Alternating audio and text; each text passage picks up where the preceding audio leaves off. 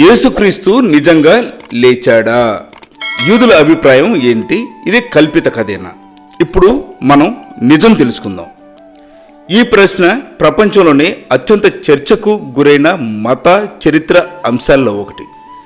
దీనికి ఒక్క సమాధానం లేదు. ఎందుకంటే ఇది విశ్వాసం, చరిత్ర, మత దృష్టికోణం ఈ మూడు కోణాల నుంచి భిన్నంగా అర్థం చేసుకోవాలి.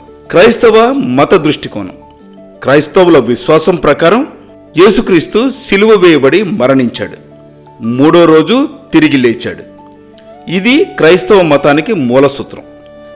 బైబిల్లో నూతన నియమం ప్రకారం మత్తాయి, మార్కు, లూకా, యోహాను సువార్తలు, పౌలు లేఖలు, ఈ గ్రంథాల ప్రకారం 500 మందికి పైగా యేసు తిరిగి లేచిన తర్వాత కనిపించాడని చెప్పబడింది మాత్రమే. శిష్యులు భయపడే స్థితి నుంచి ధైర్యంగా బోధకులుగా మారారు. ఈ విశ్వాసం కోసమే వారు ప్రాణాలు ఇచ్చారు. క్రైస్తవుల అభిప్రాయం యేసు నిజంగా తిరిగి లేచాడు, ఇది కల్పితం కాదు, దేవుని శక్తి. యూదుల మత దృష్టికోణం ఏ రకంగా ఉందో ఇప్పుడు మనం తెలుసుకుందాం. ఇక్కడ ముఖ్యమైన విషయం ఏంటంటే యూదులు యేసును మెస్సయ్యగా అంగీకరించరు.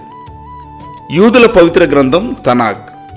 నూతన నియమం యూదులకు మత గ్రంథం కాదు, అంటే న్యూ టెస్టిమెంట్ యూదులకు మత గ్రంథం కాదు.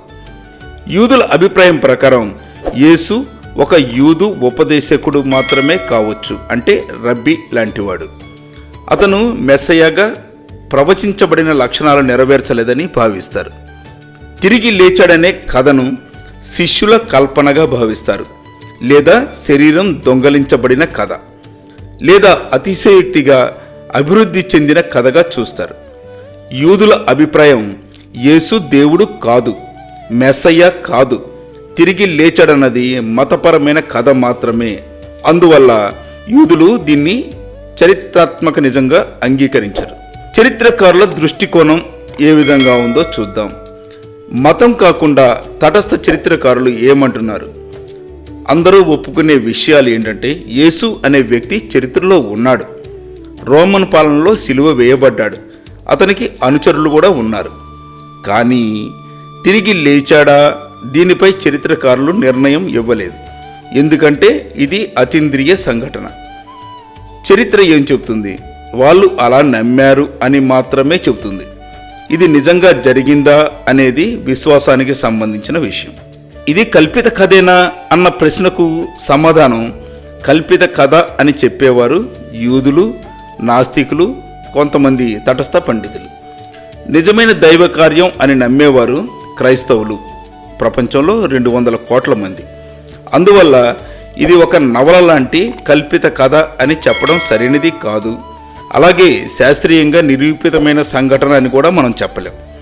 ఇది పూర్తిగా విశ్వాసం ఆధారమైన విషయం మాత్రమే.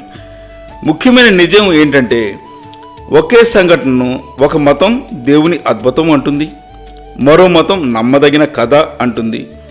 ఇదే ప్రపంచ మతాల మధ్య ఉన్న ప్రధాన వ్యత్యాసం. యేసుక్రీస్తు తిరిగి లేచాడా? క్రైస్తవుల దృష్టిలో అవును, ఖచ్చితంగా అంటారు. యూదుల దృష్టిలో లేదు, అది నమ్మకం మాత్రమే అంటారు. చరిత్ర దృష్టిలో ఆ నమ్మకం ఉన్నది అని మాత్రమే నిర్ధారణ. నీవు ఏ మతం, ఏ విశ్వాసం, ఏ దృష్టికోణంలో చూస్తున్నావో దానిపైనే ఆధారపడి ఉంటుంది. ఇప్పుడు మనం యూదు గ్రంథాల తనాక్, టాల్ముడ్ రిఫరెన్స్లతో అలాగే ఇస్లాం దృష్టికోణంతో స్పష్టంగా తటస్థంగా మనం ఇప్పుడు తెలుసుకుందాం. యూదు గ్రంథాల ప్రకారం యేసు గురించి ఏమంటారు? యూదు మతంలో ప్రధానంగా 2 రకాల గ్రంథాలు ఉన్నాయి. ఒకటి తనాక్ గురించి ఇప్పుడు మనం తెలుసుకుందాం. ఇది యూదుల పవిత్ర గ్రంథం. క్రైస్తవుల పాత నియమానికి దగ్గరగా ఉంటుంది, కానీ అర్ధవాక్య పూర్తిగా భిన్నంగా ఉంటుంది.